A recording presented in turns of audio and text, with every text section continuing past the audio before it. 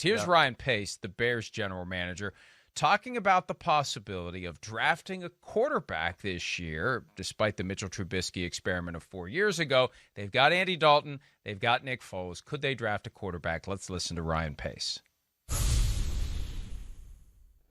Draft a quarterback. I do think it's a good room for sure. I mean, those guys are both have a lot of experience, at a lot of different experiences too, which I think is good. And I think the coaching staff that we have there at that position is strong as well. We talked about it earlier with Matt and with Laser and with Flip. It's a strong coaching staff around that position, and we have a lot of veteran leadership in that room too. So yeah, to answer your question, I do think it'd be a good room for a young player to enter.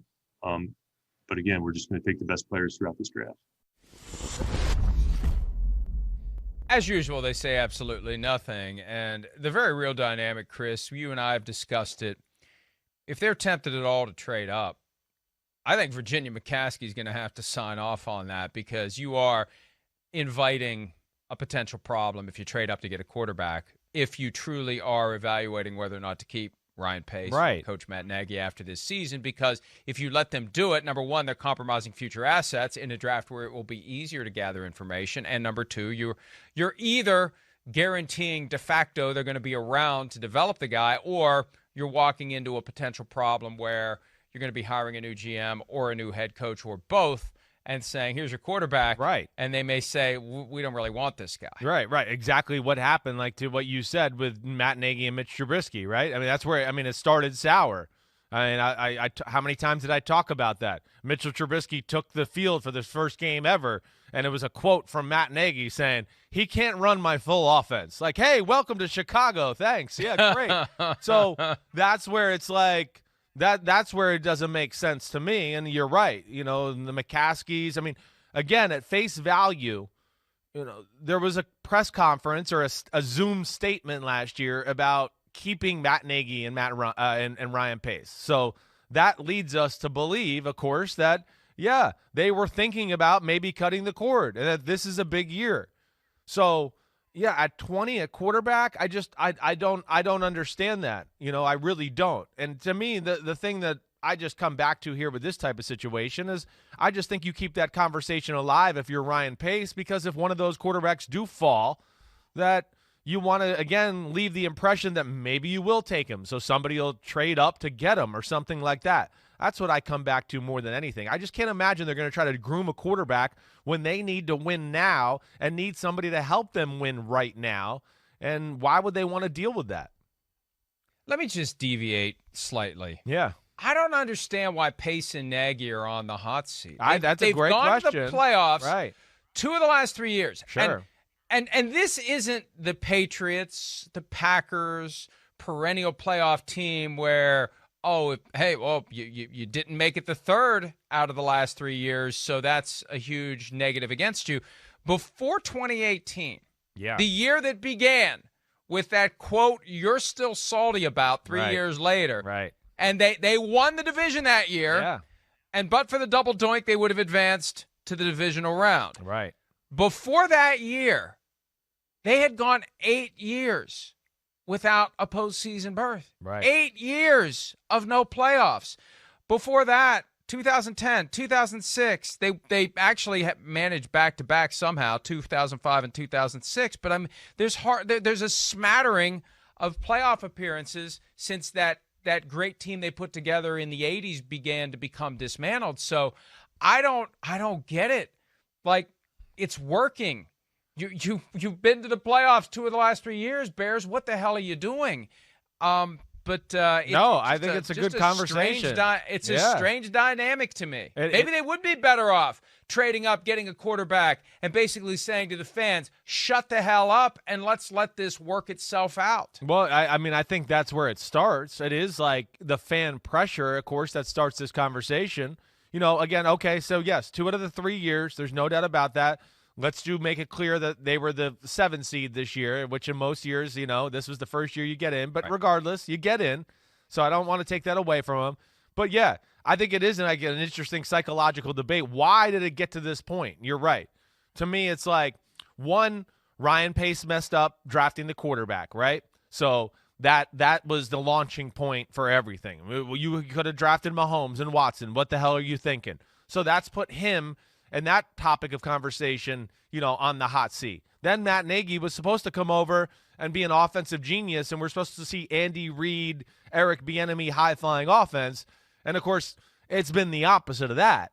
So there's like two things that just the normal casual fan can look at and go, what the hell are these guys doing here? This guy's supposed to be an offensive genius. Our offense stinks. This guy's supposed to be a good GM. He picked the stinky quarterback. So I think that's fallen on their shoulders there, that blame there. You're right. So, and again, I think people in Chicago, because I go on there a lot for the regional sports networks and stuff like that, I think they looked at it like their team has been a little bit better than maybe what they've seen on the field. I think that's the feeling there in Chicago. So that's where it's got to this point. But I think you're right. We probably need to be the ones that lead the charge and say, hey, pump the brakes. Things have been better than, the perception around this football team for sure. Well, and this actually gets back to the point we were making yesterday about the Ferrari, the Porsche, and the Aston Martin, that choice that the 49ers are creating the impression in the process of making because someone else is going to drive the car that you don't pick. And you've got Kansas City about a 7-hour drive, maybe less if you have a Ferrari, a Porsche, or an Aston Martin away from Chicago. They have to constantly see every year what the Chiefs are doing with the guy they could have had. And they didn't even have to trade up to get him. They didn't have to give up what they gave up to go from 3 to 2. They could have sat where they were, taken Patrick Mahomes. They could have been the team that has become what the Chiefs currently are, and they'd be the team that's in the conversation for championships every year. I think that is what makes it worse. So in my mind, and we're trying to understand the psychology here, I'm not saying whether or not they should act on this, but even though they've been to the playoffs 2 of the last 3 years, the fact that Mahomes became Mahomes, the fact that the Chiefs have become the Chiefs, the fact that you had 3 cars to choose from, Trubisky, Mahomes, Watson, you did pick the lemon. Yes. You're teetering on the brink of being fired despite being to the playoffs 2 of the last 3 years. That's the cautionary tale. Yeah, right. For Kyle. Yeah. That's the thing that's going to make that gray beard a lot more gray between now and whenever we know. Because it's not just tomorrow night. Tomorrow night's the beginning, not the end. Tomorrow night's the beginning. We'll find out in 1 year, 2 years, 3 years, 4 years, did they pick the lemon or did they pick the best of the bunch? The Bears picked the lemon. Yeah. And this is why I think they're on the hot seat when maybe they shouldn't be. I'm with you. Shanahan, the thing that'll save him or saves him even with some of the crappy quarterbacks he's had there in San Francisco, he gets style points because he's an offensive coach and no human can watch the game and go, damn, this offense is good. Even though that quarterback's crappy, the damn offense just seems to always have big plays, people open, a huge run. So he has that benefit working for him in that conversation to a degree. But like Mike, I ask you, if you're Ryan Pace and Matt Nagy, put yourself in their shoes right now. Justin Fields is there at 20, let's say. Would you do it if you're them right now? You would. Yes. If you're now, let's just go to you're the ownership, the people in charge. Would you let these two guys draft the quarterback at 20 right now? Yes, because this is our way. If we get a guy who works out, this is our way to get the fans to forget about Patrick Mahomes. You're not going to forget about Patrick Mahomes until you get your own Patrick Mahomes. Not that he has to be as good as Patrick Mahomes, but close. Yeah. And so you roll the dice on it. This is your only way out of the maze. Your only way out of the maze right now is to get yourself a great quarterback, because the fans, for the duration of Patrick Mahomes' career, are going to be pissed off at the Bears unless and until they have a quarterback who is relatively close. So if you get a chance to do it, you go do it. If he falls into your laps, I'm not saying you trade up. I'm just saying if he falls into your laps at 20. Right. Whether it's Fields, whether it's Trey Lance. If they're there, I think you got to do it, because this is the only way to fix this. This is the only way to have a sense of consistency and continuity kind of settle over the Bears, and you can act like the Steelers and hold on to guys even when, and that look, it's easy to be the Steelers because they rarely have these horrible stretches, but people still jostle for Mike Tomlin to be fired. And what does Art Rooney do? He ignores it. Yeah. I think that's part of what you have to be willing to do as ownership. You got to be willing to ignore it. You can't legitimize it by acting on it like the Lions did. When the Lions come out 2019 with the Bob Quinn and Matt Patricia will be back for a year, but we listen to our fans, and then the fans keep complaining and they fire them, that emboldens the fans to keep complaining. Definitely. Once you've proven you're not listening to the fans, that's when you don't have this revolving door. And I think that's what the Bears need to figure out. They need to figure out that they got to quit listening to the fans. It's not like they're going to stay home. They're still going to show up.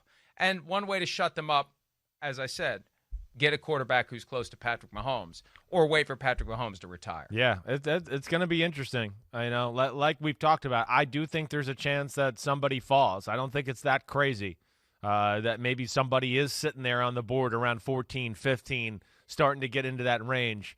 It'll be something to watch for on Thursday night because it's an interesting discussion. I can see the logic going either way. You make good points. You're definitely right. That'll silence some of the critics and haters of the world and all that. But I could also say, hey, it's a rookie that we know is raw and has some things he's got to work on. And now you're going to go into the season with wait, we're just kind of getting this offense kind of going, and now we're talking about quarterback, who's going to play quarterback, and that becomes a controversy. So that's where it's intriguing that way, and I'm going to be interested to see what they do tomorrow night. Bottom line, 49ers, you better pick the right car tomorrow night because the other two are going to be driving through your neighborhood for the next 15 or 20 years, and you better hope yours isn't broken down by the side of the road with a hubcap over there and a wheel over there and smoke coming out of the front end. I wonder if we could inject some sodium pentothal into Kyle and get him to admit that he wishes they hadn't made that trade when they made that trade and just wait till the pick's on the clock. Do it then. There's no time to think about it. There's no time to elongate the discussion. There's no time to overanalyze it. You just have to do it. Maybe we can get him on here after the draft at some point, and we can pick his brain about all that stuff and kind of hear his process.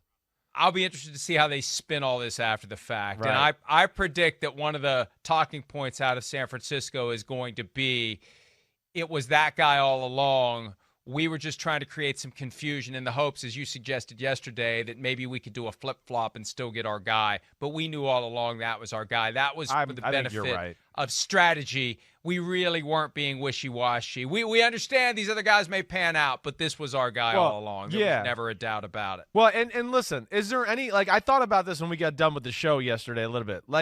Is it really that wrong to make a trade and be – 70-30, right, on the guy? Is it that wrong to go wait, hey, I'd like to trade up. I really like this guy. And you know what? Man, I kind of like this other guy too. All right, let's trade up because I really like the other guy. But let's do our homework and let me think about, maybe what I could do with this other guy on offense and wrap my head around it in a little bit. I don't think it's that wrong or crazy to think that. So maybe that's how they went into this process. I don't know, but I'm with you, Mike. I think that's how they'll spin it when it's all said and done. I think you're correct. It's just unusual put together that gigantic package of 3 first-round picks and a third-round pick, for a player, and you don't know who the player is. That's what's odd about it, and that's where they open themselves up to criticism. And hey, they may have been under pressure. If you're ever going to do it, you got to do it now, because if you don't come up to 3, the Panthers are going to come up to 3, and you can say goodbye forever to Mac Jones. So, there's a story behind the story as to what the Dolphins did to get the 49ers to jump when they jumped, and it worked. Yeah. It worked. Right. And we don't know who else was at the table, but the Dolphins got their extra 2 ones plus the 12th overall pick plus a third-round pick to make that move when they did back in late March. Hi, I'm Mike Tirico, and thanks for watching. Make sure to hit subscribe for the latest news and highlights from NBC Sports.